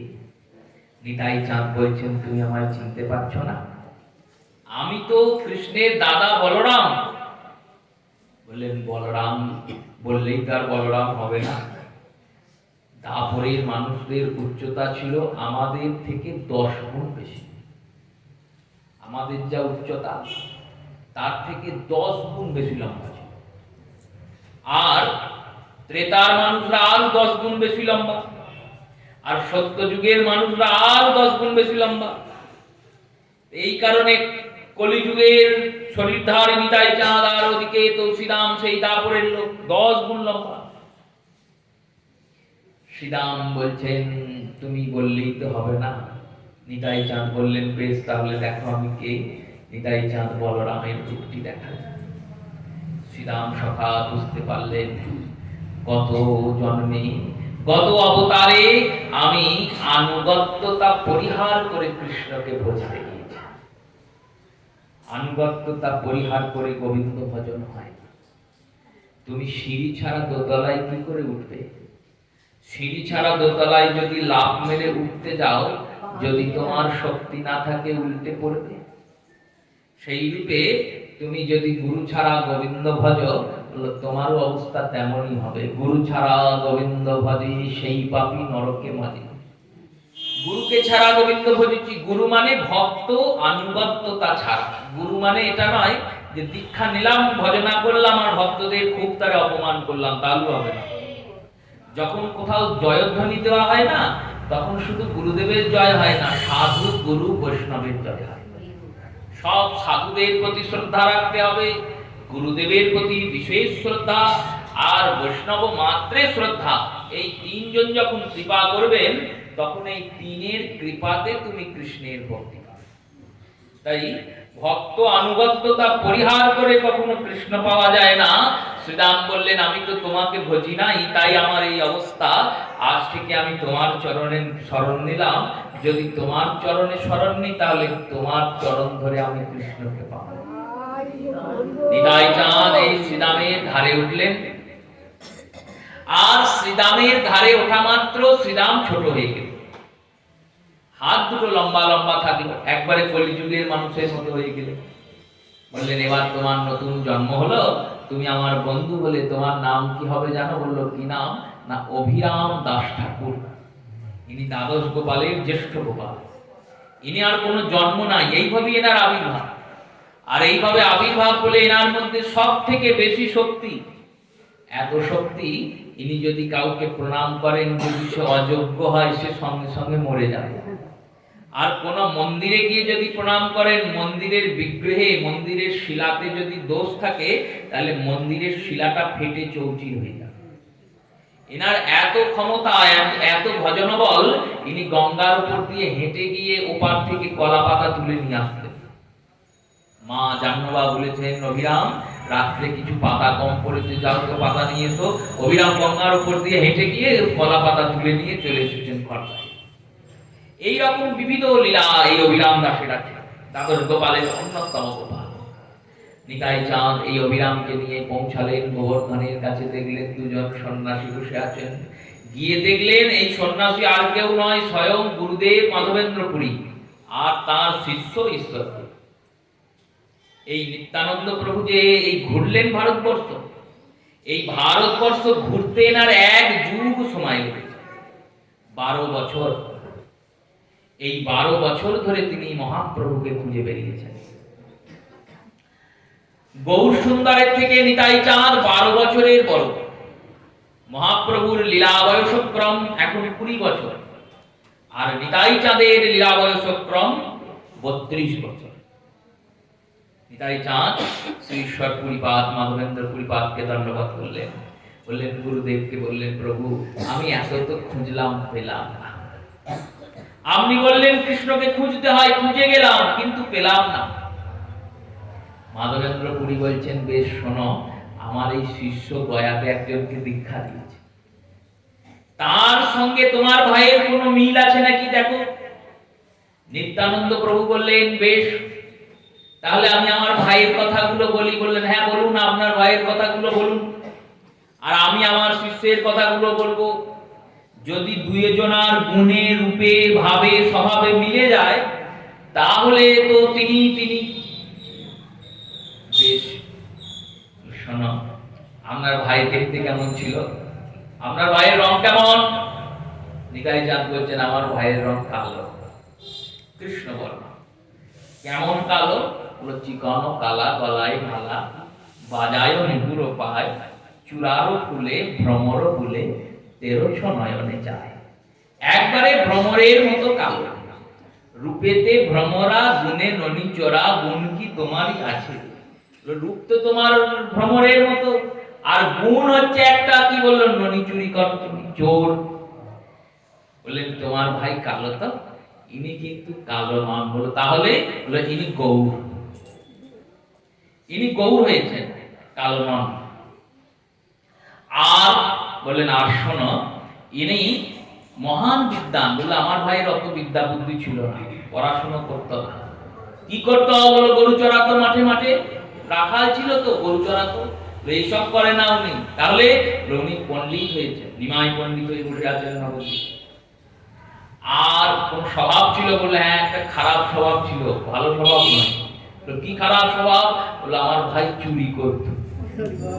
এইখানে ধরা পড়ে গেছে, এইখানে ধরা পড়ে গেছে। দেখো, মানুষ রূপ পাল্টাতে পারে, মানুষ ঢং পাল্টাতে পারে, মানুষ সব পাল্টাতে পারে, কিন্তু স্বভাব পাল্টাতে পারে না। এই চোর যে এসে চোর থাকবেই। ইনি যখন বৃন্দাবনে ছিলেন তখন কেমন ছিলেন না, ব্রজে প্রসিদ্ধ নবনীত চোরম গোপিকানাম দকুল চোরম পাপ তাপ সন্তাপ চোরম বন্দে কৃষ্ণম চোর নাম অগ্রগণ্যম। বললেন দেখো, ইনি ব্রজে প্রসিদ্ধ ছিলেন নবনীত চোর, ননী চোর বলে। আর গোপীদের বস্ত্র চুরি করেছেন, পাপ তাপ সন্তাপ চুরি করেছেন। সেই কৃষ্ণচন্দ্র চোরেদের অগ্রগণ্য, তো চোরেদের চোরিনী, এক নম্বরের, পয়লা নম্বরের চোর, চোরের শিরোমণি, এনার উপরে কোনো চোর নাই। এই চোর গোবিন্দ শেষমেশ রাধারানীর ভাবকান্তি চুরি করে গৌর হয়েছেন। আর গৌর হয়েও চুরি ছাড়তে পারেননি। তবে ইনি সরাসরি ওই রকম খাবারের জিনিস চুরি করেন না, সরাসরি ওই রকম ব্রজে অধিবাসীদের মতো কারোর কাপড় চুরি করেন না। তাহলে কি করেন? ইনি যাকে দিয়ে একবার নাম করান তার মনটি চুরি করে নেন, মনটি চুরি করে নেন। কোথায় গেলে পাবো? বললেন কোথায় গেলে পাবে জানো? বললো কোথায়? বললো যাও, নদিয়াতে ইনি উদয় হয়েছে, নবদ্বীপ প্রকটম। নবদ্বীপ নামে একটি স্থান, যেখানে নববৃন্দাবন সুসজ্জিত হয়েছে। এই বৃন্দাবন ধাম নতুন রূপ ধারণ করে, যেমন ভগবান কৃষ্ণচন্দ্র গৌর রূপ ধরেছেন, তেমন বৃন্দাবনই নববৃন্দাবন হয়ে এই গৌরমণ্ডলে স্থাপিত হয়েছে। এই নববৃন্দাবন রূপে তিনি নবদ্বীপে নবদ্বীপ বিহারী হয়ে জন্মিয়েছে, নবতীর্ণ হয়েছেন। যাও, গিয়ে নবদ্বীপে তাকে খোঁজো। নিতাই চাঁদ কৃষ্ণ কৃষ্ণ বলতে বলতে, ভাই ভাই করতে করতে, ভাইয়া ভাইয়া কানাই কানাই বলতে বলতে পৌঁছালেন নবদ্বীপ। আর যেদিন নবদ্বীপ পৌঁছিয়েছেন সেই দিন রাত্রেই প্রভু স্বপ্ন দেখেছেন, তালধ্বজ রথে এক পুরুষ প্রধান, হাতে হল কাঁধে মুষল করে হুঙ্কার গর্জন। গদাধরকে বললেন, গদাধর, এই রকম কোন ব্যক্তি অবশ্যই গতদিন এসেছেন, তোমরা এক কাজ করো, তাকে খোঁজো। কি করে খুঁজবো প্রভু? সবার বাড়ি গিয়ে গিয়ে জিজ্ঞেস করবো যে হ্যাঁ গো, কাল রাত্রে তোমার বাড়িতে কেউ এসেছে, কাল সকালে তোমার ঘরে কেউ এসেছে। কোথায় এসেছেন ইনি? বললেন নন্দন আচার্যের গৃহে এসে অবস্থান করেছে। নন্দন আচার্যের গৃহটি কোথায়? অদ্বৈত আচার্যের বাড়ির পাশেই বাড়ি। সীতানাথের যে বাড়ি এখন ধামেশ্বর মন্দিরের উল্টো দিকে, এবার ধামেশ্বর মন্দিরটা তো অদ্বৈতের বাড়িতে, অদ্বৈত প্রভুর যে বাড়ি সেখানেই ধামেশ্বরের এখন অবস্থান। সেই সীতানাথের বাড়ির পাশেই নন্দন আচার্যের বাড়ি। অদ্বৈত আচার্য পাড়া প্রতিবেশীরও খবর জানতেন। সেই রূপে শ্রী নিতাই চাঁদকে রক্ষিত করা হচ্ছে। কেন? চিনতে পারছে না সবাই, জানতে পারছে না। কেন জানতে পারছে না? চৈতন্য ভাগবত রচয়িতা বৃন্দাবন দাস ঠাকুর বললেন, নিতাই অতি গূঢ় তত্ত্ব এই অবতারে, চৈতন্য চেনাই যারে সেই চিনিতে পারে। মহাপ্রভু যদি না চেনান, তাহলে তুমি নিতাই চাঁদের করুণা উপলব্ধি করতে পারবে না। নিতাই তো জগত গুরু স্বরূপ, গুরুর মতো কর্ম করেন। অযাচিত মোহান পতিথেরি জপহু যাচি দেয়ল হরিনাম, যেতে যেতে হরিনাম দেবেন। তাই গুরু স্বরূপ নিতাই চাঁদ, তাকে চেনানোর জন্য মহাপ্রভুকে আসতে হয়। গুরু স্বরূপে শ্রী মাধবেন্দ্র পুরীপাদ নিত্যানন্দ প্রভুকে বললেন কৃষ্ণকে খোঁজো। আর যখন খুঁজতে খুঁজতে সে আকুলতা বৃদ্ধি পেয়ে বৃন্দাবন পৌঁছালেন, তখন গুরুদেবী বলে দিলেন, কোথায় তোমার বাড়ি? এটাই ভজন রীতি। শ্রী গুরুদেব তোমায় দীক্ষা মন্ত্র দিয়ে ভজন পথে সঞ্চালন করবেন। বলবেন এবার তুমি পথে এগোও। আর এগোতে এগোতে এগোতে এগোতে হাঁটতে হাঁটতে হাঁটতে হাঁটতে যখন ওই শ্রীধাম বৃন্দাবন স্বরূপ গোলক বৃন্দাবনে পৌঁছাবে, তখন দেখবে তোমার গুরুদেব তোমার অনেক আগে থেকে তোমার জন্য অপেক্ষা করে সেখানে সখী হয়ে বসে আছে। তিনি তোমার হাতটি ধরে রাধা গোবিন্দের সেবাতে তোমায় নিয়োজিত। ইহকালের প্রেম দাতা, পরকালের বন্ধু। ইহকালে তিনি প্রেম দান করবেন, কৃষ্ণ ভজন দান করবেন, আর পরকালে সখী হয়ে বন্ধু হয়ে গোবিন্দকে পাইয়ে দেবেন। নন্দন আচার্যের গৃহে এসে নিতাই চাঁদ অচেতন হয়েছেন। আচার্যবর নিতাই চাঁদকে নিয়ে এসে রেখেছেন গৃহে। মহাপ্রভু বললেন এক কাজ করবে। কি কাজ? না, প্রত্যেকের বাড়িতে বাড়িতে হরিনাম দেবে। আর যখন হরিনাম দিতে যাবে, তখন ওই হরিনাম দিতে দিতে খুঁজে পেতে দেখবে হরিনামে আগ্রহী হয়ে কেউ বেরিয়ে আসছে নাকি। যদি নাম আগ্রহী কাউকে দেখতে পাও, তাহলে এসে আমায় খবর দেবে। নাম দিচ্ছেন। নাম দেওয়ার সঙ্গে সঙ্গে নিতাই চাঁদ উপলব্ধি করছেন, ভাবছেন এ তো বৃন্দাবন স্মৃতি হচ্ছে আমার। নববৃন্দাবনই সত্যি করেই নবদ্বীপের মধ্যে এসে মনে হচ্ছে আমি ব্রজেই আছি, ব্রজেই আছি। দেখুন, বহু সুন্দরের যখন প্রাতকালী জাগরণ হয়, সেই জাগরণের যে গীতগুলি বাসুদেব ঘোষ রচনা করেছেন, সেখানে সর্বপ্রথম যে গীতটি গায়ন করা হয়, উঠো উঠো গোরা চাঁদ নিশি পোহাইল, নদিয়ার লোক সবই জাগিয়া উঠিল, ময়ূর ময়ূরী রব কোকিলেরও ধ্বনি, আর কত নিদ্রা যাবে গৌর গুণমণি। চিন্তা করুন, বাসুদেব ঘোষ লিখছেন, তার পদ তো অন্যথা হবার নয়। এই মহাপ্রভু যখন নদিয়ায় বাস করছেন, এখন তো আমরা নবদ্বীপ যাই, নদিয়ায় যাই, কোকিলের ধ্বনি শুনতে পাই, ময়ূর ময়ূরী দেখতে পাই না, কারণ এদেশে তো ময়ূর দেখা সম্ভব নয়। কিন্তু প্রভু যখন এসেছিলেন, তখন বৃন্দাবন প্রকট হয়েছে বলে ওই ব্রজের ময়ূররা ব্রজ ছেড়ে নবদ্বীপ চলে এসেছিল। ময়ূর ময়ূরী ময়ূর ডাক ছিল, মহাপ্রভু এসেছেন। ময়ূরেরা যেমন বৃন্দাবনে নৃত্য করত, সেই রকমই নববৃন্দাবন নদিয়াতে এসে নৃত্য করত। দেখছেন নিতাই চাঁদ, মনে মনে ভাবছেন। কি ভাবছেন? ভাবছেন এসেছে ব্রজের ফাঁকা কালো সখা দেখবি আয়, তোদের নদিয়ায় এসেছে ব্রজের ফাঁকা কালো সখা দেখবি আয়, তোদের নদিয়ায় এসেছে ব্রজের ফাঁকা কালো সখা দেখবি আয়, তোদের নদিয়ায় এসেছে ব্রজের ফাঁকা কালো সখা দেখবি আয়, তোদের নদিয়ায়। তার রং ফিরেছে, ঢং ফিরেছে, রং ফিরেছে, রং ফিরেছে, রং ফিরেছে, রং ফিরেছে, রং ফিরেছে, রং ফিরেছে, কালো বরণ চেনা দায়, কালো বরণ চেনা দায়, এসেছে ব্রজের ফাঁকা কালো সখা দেখবি আয়, এসেছে ব্রজের ফাঁকা কালো সখা দেখবি আয়, তোদের নদিয়ায় এসেছে ব্রজের ফাঁকা কালো সখা দেখবি আয়, তোদের নদিয়ায় এসেছে ব্রজের ফাঁকা কালো সখা দেখবি আয়, তোদের নদিয়ায় এসেছে ব্রজের ফাঁকা কালো সখা দেখবি আয়, তোদের নদিয়ায়।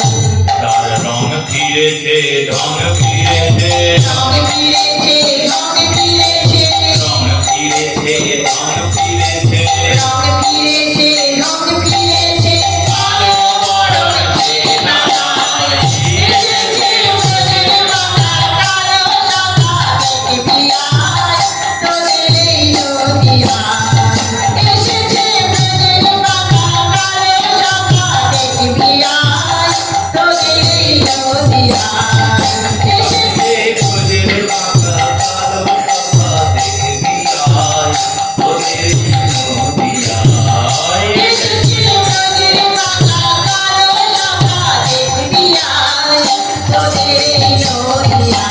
কালো বরণ নাই রাই অঙ্গে সঙ্গ দিয়ে ঘোর হলো তাই। কালো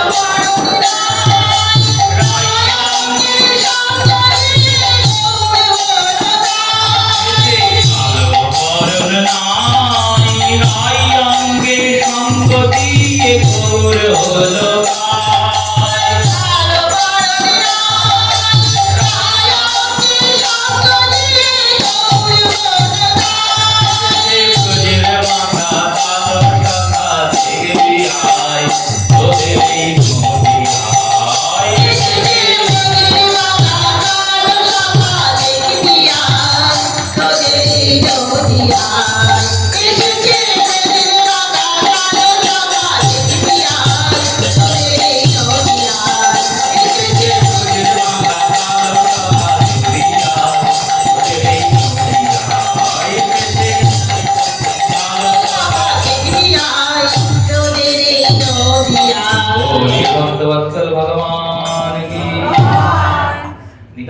চিন্তা করছেন আর মনে মনে ভাবছেন, আমি এতদিন কষ্ট করে করে তীর্থ ঘুরলাম, ভাই কানাইকে খুঁজে খুঁজে বেড়ালাম, আর তো আমি কোথাও খুঁজবো না। এবার ভাই আমাকে খুঁজে বার করবে। চুপচাপ বসে আছেন। দিবারাত্র নেত্র থেকে অশ্রুপাত হয়। মহাপ্রভুর কাছে গদাধর হরিদাস এসে বললেন, প্রভু আমরা নবদ্বীপকে তন্ন তন্ন করে খুঁজে এলাম, কিন্তু কোথাও ওই রকম ব্যক্তি দেখতে পেলাম না। মহাপ্রভু বললেন, বেশ, তাহলে আর কি করা যাবে? হয়তো আমি ভুলভাল স্বপ্ন দেখেছি। যখন মধ্যাহ্ন ভোগাদি গ্রহণ করে প্রভু অপরাহ্ন কাল পার করে সন্ধ্যা কীর্তনে বেরুলেন। বললেন, চলো তো আমরাও কীর্তন করি। কি নাম করছেন? হরে কৃষ্ণ কৃষ্ণ কৃষ্ণ হরে হরে, হরে রাম রাম রাম হরে হরে। হরে কৃষ্ণ কৃষ্ণ কৃষ্ণ হরে হরে,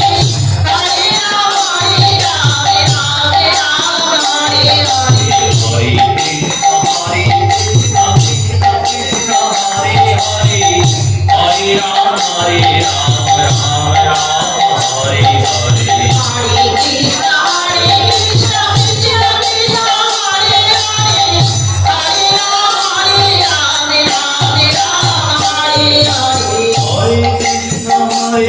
কৃষ্ণ হরে হরে, হরে Ram Ram Ram Hare Hare. Hare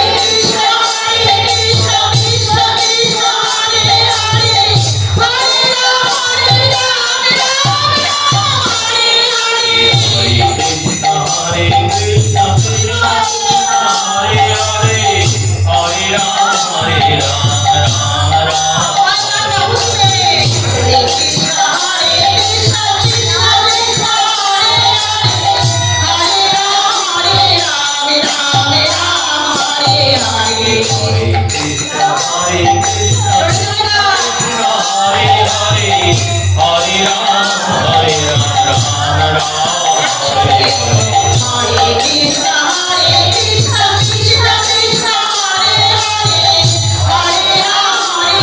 Hare Hare.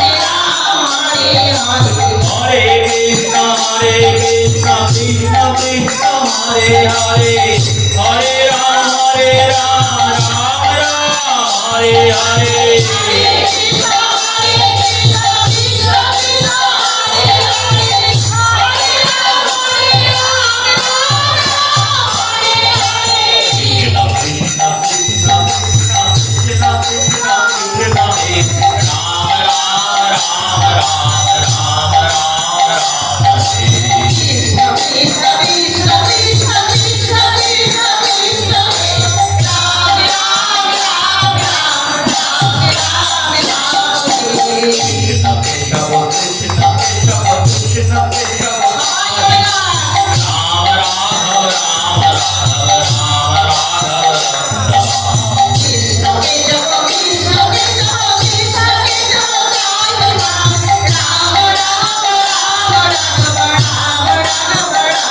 Hare Krishna Krishna Krishna Hare Hare, Hare Rama Rama Rama Hare Hare. Hare Krishna Krishna Krishna Hare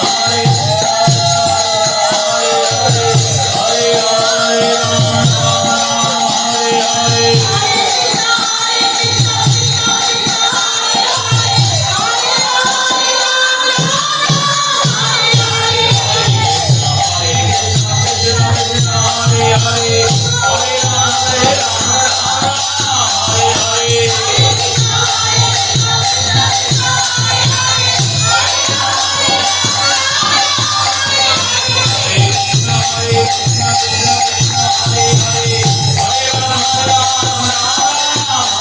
Hare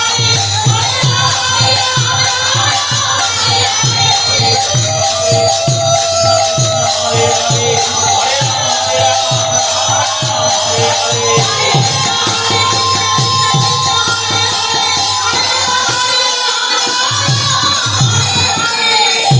ভক্তবৎসল ভগবান কি মহাপ্রভু নাম করতে করতে যাচ্ছেন। নন্দন আচার্য গৃহে করিলা স্থাপন, প্রভু নিরখিয়ায় নিতাই চাঁদের বদন। নন্দন আচার্যের বাড়ির সামনে এসে প্রভু সংকীর্তন দাঁড়ালো। প্রভু বললেন, এই বাড়িতে খুঁজেছিলে? সবাই বললেন, না তো প্রভু, এই বাড়িতে তো ঢুকি নাই। চলো এই বাড়িতে ঢুকবো। নন্দন আচার্যের বাড়িতে ঢুকলেন।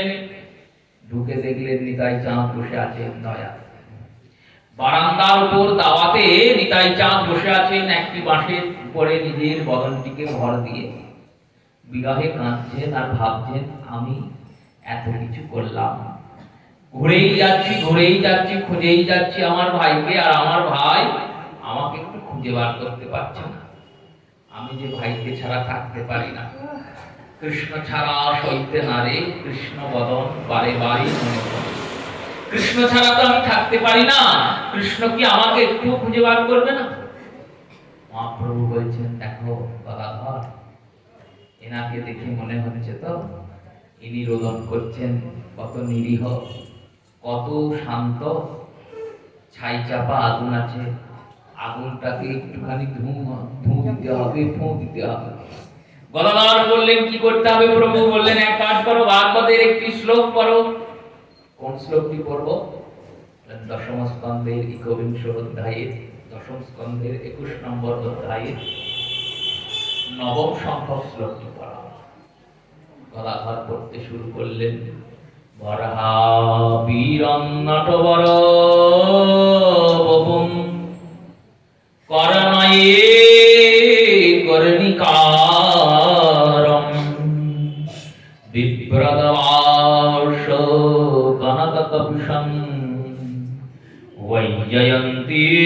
वैजयन्तीश्च मालम् रन्ध्रान् वेणुयधर सुधा वै पुरयनो गोपवृन्दये बृन्दारण्यं शपदरमणं प्राविशाद गीत कीर्ति। যে এই শ্লোকটি করেছেন অমনি নিতাই চাঁদ কখনো হাসছেন কখনো কাঁদছেন, চিৎকার করছেন, কে বললি আবার বল বলি নিত্যানন্দ ধাই, ভূমিতে লুটায়া নিতাই অশ্রু গড়াগড়ি খাই। কে বললি একবার আবার বল, কে এত সুন্দর আমার ভাইয়ের কথা বললি, একবার তোর পায়ে পড়ি তোর হাতে পড়ি একবার আবার বল। মহাপ্রভু বললেন দেখলে কেমন অবস্থা, যেই না মৌচাকে ঢিল পড়েছে অমনি মৌমাছি বেরিয়ে চলে এসেছে। যেই হৃদয়ের ওই কর্ণরন্ধ্র দিয়ে কৃষ্ণ কথা ভেতরে প্রবেশ করেছে অমনি কৃষ্ণের বিরহ বেদনাটা বাইরে বেরিয়ে চলে এসেছে। কৃষ্ণকে মনে পড়ে গিয়েছে আরো বেশি, আর নিজের ভাব ধরে রাখতে পারছেন না। ছুটছে নিতাই চাঁদ, কোথায় ভাই বলে মহাপ্রভু দরজায় দাঁড়ালেন। বললেন কোথায় যাচ্ছ দাদা, চলো আমার সঙ্গে ঘরে চলো। এই বলে দুই ভাই ঘরে ঢুকলেন, দরজা দিলেন। নিতাই চাঁদ বলছেন তুমি আমায় টানতে টানতে নিয়ে এলে কেন এখানে, কি করবে আমাকে দরজা আটকিয়ে? নিতাই চাঁদকে মহাপ্রভু বলছেন তুমি তো আমাকে টানতে টানতে নিয়ে এলে, আমি তো তোমায় আনি নাই, আমি তোমায় কোথায় নিয়ে এলাম? বললো তুমি তো কাঁদছিলে বসে, ভাই খুঁজে পাচ্ছ না, ভাই খুঁজে পাচ্ছ না, তুমি তো ভাই ভাই করে কাঁদছিলে, তাই তো আমি এলাম ছুটে। আমায় চিনতে পারছ না? বললো কে তুমি? বললো আমি তোমার ভাই কানাই, দেখো ভালো করে। নিতাই চাঁদ বলছেন আমার ভাই তো এরম দেখতে নয়, আমার ভাই যদি তুমি হও তাহলে আমার ভাই যেমন তেমন দেখাও দেখি। তবে প্রভু ধরিলা ষড়ভুজ রূপ, শঙ্খ চক্র গলা পদ্ম বেণুধর অপরূপ। এখানে ষড়ভুজ রূপ ধরলেন প্রভু, চারটে হাতে শঙ্খ চক্র গদা পদ্ম আর মধ্য হস্তে বেণু, বনমালা বিভূষিত পীতবসন পরিহিত, মাথাতে ময়ূরের পুচ্ছ। নিতাই চাঁদ চিৎকার করছেন ভাই বলে। বললেন এখানে এই ভাই নাম উচ্চারণ করো না কেন? বললো এখানে কেউ জানে না, এখানে তা কেউ জানে না। বললো কি জানে না? না আমি যে ব্রজের ভাই কানাই, এখানে তা কেউ জানে না। আমি যে কৃষ্ণ এটা জানিয়ে দিও না লোককে। তাহলে এখানে তোমাকে কি বলে লোকে? বললেন আমার নাম গৌরাঙ্গ, গৌর মোর অঙ্গ, তাই নাম শ্রী গৌরাঙ্গ। মহাপ্রভু বললেন প্রভু নিতাই চাঁদকে দাদা তুমি যে আমার দাদা আমি বুঝবো কি করে?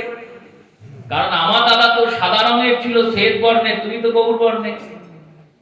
আমি যেমন শ্যাম বর্ণের ছিলাম, আমার দাদাও তো শ্বেত বর্ণের ছিল, তুমি তো গৌর বর্ণ, তোমার তো হলুদ রং, চিনবো কি করে, বুঝবো কি করে? নিতাই চাঁদ বললেন আমার সঙ্গে বদমাইশি হচ্ছে, আমি দেখাচ্ছি দেখ আমি কি। নিতাই চাঁদ তখন নিতাই চাঁদও ষড়ভুজ রূপ ধরলেন। এই ষড়ভুজ রূপটি কেমন? বললেন ঊর্ধ্ব হাতে বাণ ধনু, নিম্ন হাতে হল মুসল, উপরের দুটো হাতে একটাতে তীর একটাতে ধনুক, আর নিচের হাতে বললেন হল আর মুসল, আর মধ্য হাতে শিঙা ধরে নিতাই ষড়ভুজ হলধর, আর মাঝের হাতে নিতাই শিঙা ধরেছেন, শিঙা বাজান করল। এই ছয় রূপ দর্শন করালেন। নীল বসন পরিহিত, গলায় বনমালা বিভূষিত নিত্যানন্দ প্রভু আর গৌরাঙ্গ সুন্দরের মিলন হল, নবদ্বীপে প্রাণ সঞ্চার হল। এবার এই সমস্ত লীলাটি নন্দনাচার্য পিছনের একটি ছিদ্র দিয়ে দেখছিলেন। কেন দেখছিলেন? বললেন দেখো তিনি চিন্তা করেছেন মহাপ্রভু তো কোনোদিন আমার বাড়ি আসেন না, এই সন্ন্যাসী এমন কে যাকে দর্শন করতে প্রভু আমার বাড়ি এলেন, আর এনাকে নিয়ে ওই ঘরে ঢুকলেন আর দরজা লাগিয়ে দিলেন। কি এমন লীলা হবে যে লীলা আমাদের অপ্রকটে হবে?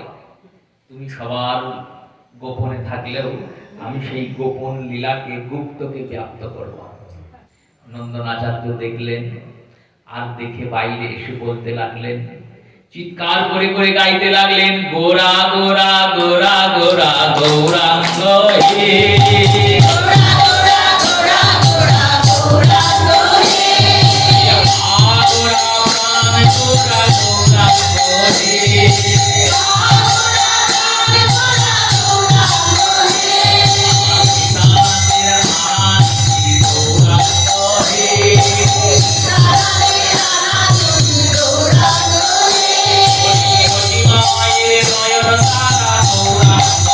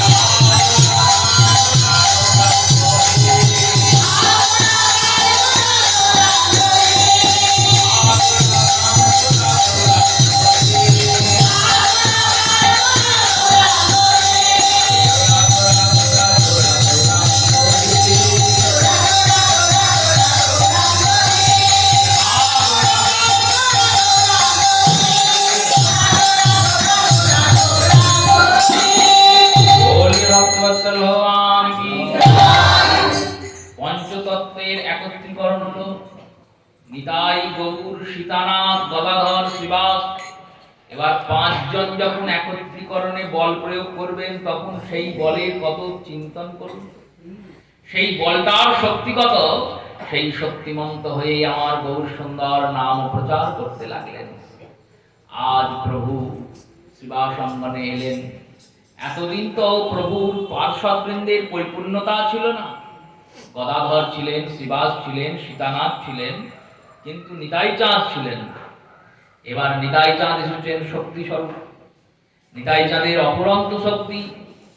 সেই নিত্যানন্দ প্রভুর আগমনে মহাপ্রভু বিষ্ণু খট্টার উপর বসলেন, আর 7 প্রহরিয়া প্রভুর মধ্যে ভাব এলো। নৃত্য করতে করতে প্রভু 7 প্রহর, একটা দিনে 8টা প্রহর হয়, 1 প্রহর মানে 3 ঘন্টা, 8 প্রহর মানে 24 ঘন্টা। এই 7 প্রহর ধরে প্রভুর মধ্যে ভাব বিদ্যমান হয়েছে।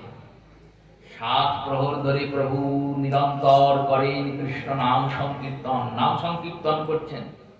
মহাপ্রভু তো করছেনই, মহাপ্রভুর সঙ্গে সঙ্গে যে পারিষদ বৃন্দ ভক্তবৃন্দ আছেন, সেই পারিষদ বৃন্দ ভক্তবৃন্দরাও নাম করে যাচ্ছে। সেই নাম চলতে চলতে 7 প্রহর 21 ঘন্টা পার হয়ে গেছে। কারোর কোনো খেয়ালই নেই কখন সন্ধ্যা হয়েছে, কখন রাত হয়েছে, কখন ভোর হয়ে গেছে। সারাদিন একবারে 7ম প্রহরে মহাপ্রভু বসলেন বিষ্ণু পালঙ্কের উপরে। অদ্বৈতকে বললেন, অদ্বৈত, আমি কলিযুগের যুগ ধর্ম পালন করার জন্য অবতীর্ণ হয়েছি, তুমি আমাকে অভিষেক করো। গঙ্গা থেকে জল আনা হলো, মহাপ্রভুকে অভিষিক্ত করলেন ভক্তরা। মহাভিষেক। অভিষেকের পরে শ্রী অদ্বৈত চন্দ্র প্রভুর মস্তকে পুষ্পের চূড়া, ফুলের চূড়া পরালেন। শ্রী শ্রীবাস পণ্ডিত গলাতে মালা পরালেন, মস্তক ললাটে চন্দন দিলেন। হরিদাস ঠাকুর দূরে দাঁড়িয়ে দাঁড়িয়ে স্তুতি গাইছেন প্রভু। মুরারি গুপ্ত, শ্রীবাস, হরিদাস, শ্রীধর সবাই এসে উপস্থিত হয়েছে। আজকে প্রভু নিজ স্বরূপ ধারণ করেছেন। এই কারণেই তো আমরা অপেক্ষা করছিলাম কবে প্রভু নাম সংকীর্তন প্রচার করবেন। সেই প্রচার স্থানে মহাপ্রভু বসলেন। আর বসার পরে নিতাই চাঁদ ছাতা ধরলেন। মহাপ্রভুর মস্তকে লক্ষণ রূপে ছাতা ধরেছিলেন রামের মাথায়। মহাপ্রভুর মস্তকে ছাতা ধরলেন। শ্রী মনোহর বীর বল্লভ দাস তিনি রচনা করছেন, অনন্ত সহস্র বদন ফণি শিরে ছত্র ধরে। কোথা থেকে ছত্র ধরছে বললো, নিতাই চাঁদ ছত্র ধরেছেন। সহস্র বদন ফণি শিরে ছত্র ধরে, ব্রহ্মাদি দেব যারে করজোর করে, নাহি পরাৎ পর ভাব বিভরে। ব্রহ্মাদি দেব কি করে এলেন বললেন, ঠাকুর হরিদাস স্বয়ং ব্রহ্মা, তিনি করজোরে দাঁড়িয়ে আছেন। শ্রীবাস হরিদাস পঞ্চম গাউরে, তারা পঞ্চম গাইছেন। নরহরি গদাধর চামর ঢুলাউরে। এই সন্ধ্যার সময়ে এই গীতার আস্বাদন, এই রূপে সুন্দর শিবাসঙ্গনে মহাপ্রভু বসেছেন। ডাকছেন প্রত্যেক ভক্তের নাম ধরে ধরে। অদ্বৈতকে বললেন, সীতানাথ তুমি কি চাও? সীতানাথ এলেন, এসে বললেন, প্রভু তোমার যুগল চরণ চাই। অদ্বৈতের বুকে নিজের যুগল চরণ দিয়ে দিলেন। অদ্বৈত নিজ পক্ষে ওই যুগল চরণকে ধারণ করে দেখছেন। এই যে গোরা গোরা গোরা গোরা গৌরাঙ্গ হে করি না আমরা, গৌর গৌর বললেও তো হয়, বলে গৌর বললে শুধু গৌরকে ডাকা হবে, গোরা বললে 3 জনকে ডাকা হবে। 3 জনকে কি করে? তো দেখুন, গোরা শব্দের প্রথম অর্থ হলো গৌর, গৌরকে গোরা বলছে। আর গোরা শব্দের বিশেষ অর্থ কি জানেন? বললো গোরা কি করে নামটা উচ্চারণ হয়েছে জানেন কি করে? বললো গোবিন্দের আদ্যক্ষর কি গো, আর রাধারানীর আদ্যক্ষর রা। এই গোবিন্দের গো আর রাধারানীর রা একত্রী হয়ে গোরা হয়েছে। এই গোরা বললে 3 জনকেই ডাকা হয়, গৌরকেও ডাকা হয়, রাধা গোবিন্দকেও ডাকা হয়। অদ্বৈত আচার্য দেখছেন মহাপ্রভুর মধ্যেই সেই যুগল কিশোরের দর্শন। মুরারি গুপ্তকে বললেন, এসো মুরারি। মুরারি এলেন। মুরারির সামনে প্রভু সেই রামচন্দ্রের রূপ দর্শন করাচ্ছেন। কো কহে গোড়ায় আমার জানকী বল্লভ। এই অধিবাস পদকীর্তন, এই পদকীর্তন এইখান থেকে উদ্ভব। মুরারিপুত্র বলছেন ইনি তো জানকী, তোমরা কি জানো? কিছুই জানো না। আরে তোমরা এনাকে কৃষ্ণ বলছো, ইনি কৃষ্ণ নন, ইনি হলেন দুর্বাধর শ্যাম, ধনুর্ধারী রাম। শ্রীধরকে ডাকলেন, ডেকে বললেন শোনো শ্রীধর, তোমার সঙ্গে আমি অনেক দিন ঝগড়াঝাটি করেছি, অনেক ধার করেছি তোমার কাছে। থোর মোচা নিয়ে তুমি বসতে, আমি যেতাম থোর মোচা নিতাম, আর নেওয়ার পর যখন বলতে ঠাকুর থোর মোচা তো নিলে পয়সা দিয়ে যাও, শ্রীধরকে তো আমি বলতাম থোর মোচা তো ব্রাহ্মণের সেবায় দিয়ে যাওয়ার, পয়সা কি চাইছে? তিনি বলতেন আমিও তো ব্রাহ্মণ। এবার ব্রাহ্মণ হয়ে যদি ব্রাহ্মণের পেটে হয়ে তুমি লাথি মারো, তাহলে ব্রাহ্মণ যাবে কোথায়? হয় পয়সা দাও, নয় জিনিস দাও। মহাপ্রভু বললেন দেওয়ার পর আবার নেওয়া যায় নাকি? এই বলে কারাগারি করতেন থোড়ার মোচা নিয়ে। শেষমেশ ফয়সালা হতো। কি ফয়সালা? বললেন লিখে রাখো খাতায়, আমি শোধ করে দেবো। আমার কাছে তো এখন করি নাই, করি যখন আসবে তখন শোধ করতে। সবার কাছে প্রভু করি দিয়েই কিনতেন, কিন্তু শ্রীধরের কাছে করি দিতেন না, টাকা দিতেন না। শ্রীধর বললেন শোনো গৌর সুন্দর, তুমি ধার করে গেলে তো আমার এই টাটে সাক্ষী গোপাল আছে, আমার টাটে গোপাল আছে, এই গোপালকে সাক্ষী রাখলাম, আমাকে কিন্তু সুদে আসলে শোধ দিতে হবে। প্রভু বললেন বেশ। তা শ্রীধরকে ডেকেছেন আজকে, ডেকে বলছেন শোনো, আমি তোমাকে দুটো জিনিস দিতে পারি। কি? বললো এক হাতে তোমায় ভক্তি দিতে পারি, জগতের যত ভোগ আছে সব তোমার হবে, সমস্ত ভোগ তোমার হয়ে যাবে। আর বললেন আর এক হাতে তোমায় মুক্তি দিতে পারি, তুমি জন্ম মৃত্যুর ঊর্ধ্বে চলে যাবে, মোক্ষ পাবে। কি চাও বলো? শ্রীধর বললেন আমি ভক্তিও চাই না, মুক্তিও চাই না। তাহলে কি চাও? যেই প্রভু করে মোর সঙ্গে কোন্দল, হাটো মাঝে মোর সঙ্গে কোন্দল করিল যে, জন্মে জন্মে আমি দাস, আমার প্রভু হোক সেই। এই নবদ্বীপের আগের মাঝে আমার সঙ্গে যে ঝগড়া করলো, আমি যেন জন্মে জন্মে তার দাস হই, আর তিনি যেন জন্মে জন্মে আমার প্রভু। মহাপ্রভুর সাত প্রহরিয়া ভাব সমস্ত ভক্তদের এই কথা বললেন। আচার্য বর্গে বললেন প্রভু কলিঘোর তিমিরে কি করে জীব উদ্ধার হবে? মহাপ্রভু বললেন হরের নামৈব, হরের নামৈব, হরের নামৈব কেবলম, কলৌ নাস্তিব নাস্তিব নাস্তৈব গতিরুন্নথা। বললেন হরি নাম করো, এটি মহাপ্রভুর কথা, মুখবাক্য। কিন্তু প্রভু উদ্ভব করেছেন তা নয়, কিন্তু গরুড় পুরাণের শ্লোক এটি, এই নারদ পুরাণের শ্লোক। দেবর্ষিপাদ নারদের দ্বারা উদ্ভাবিত পুরাণ, ভগবান শ্রীহরি বিষ্ণু এর উদ্গার করেছিলেন।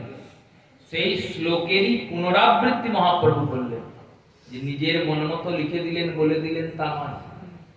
হরের নামৈব, হরের নামৈব, হরির নাম করো, হরির নাম করো, হরির নাম করো, কলিযুগে হরি নাম ছাড়া গতি নাই। এই হরিনামের মাহাত্ম্য কতটা? শ্রীমান গৌর সুন্দর বললেন শোনো, পৃথিবীতে যত আছে নগরাদি গ্রাম, সর্বত্র প্রচার হবে মোর এই নাম। এই নাম সর্বত্র প্রচার হবে।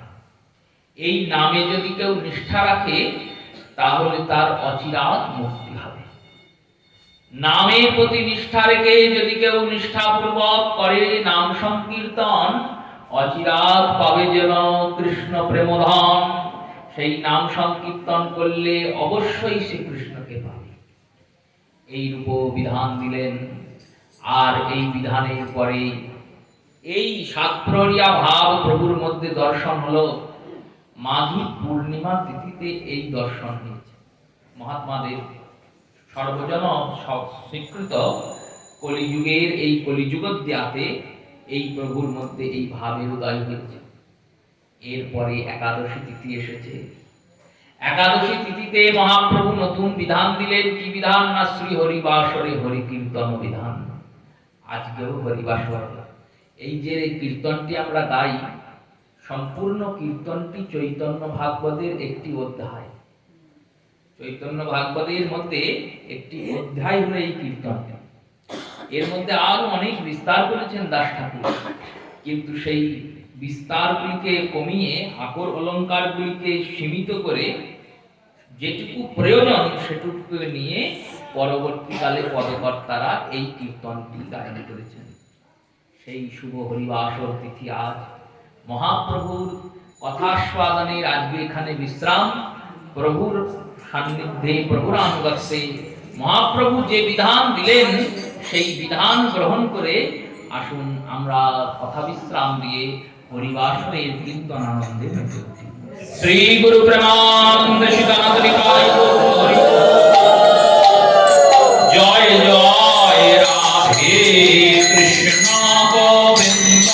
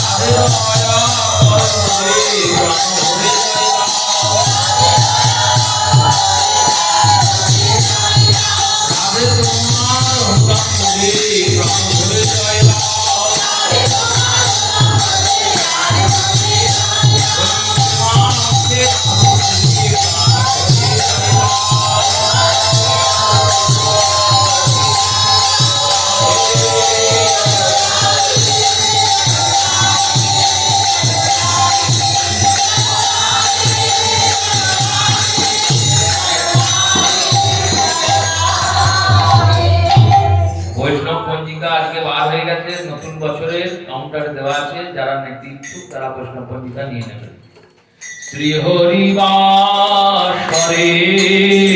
হরি কীর্তন বিধান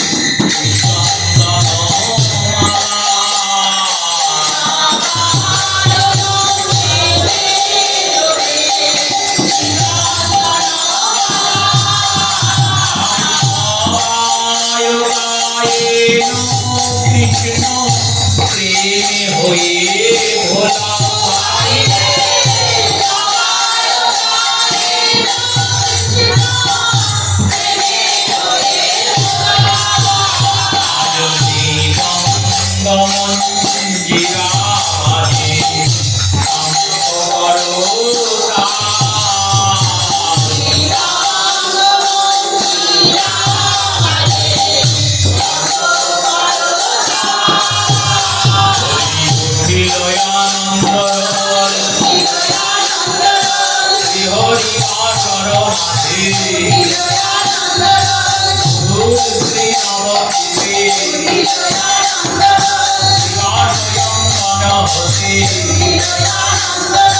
সবে বলে হরি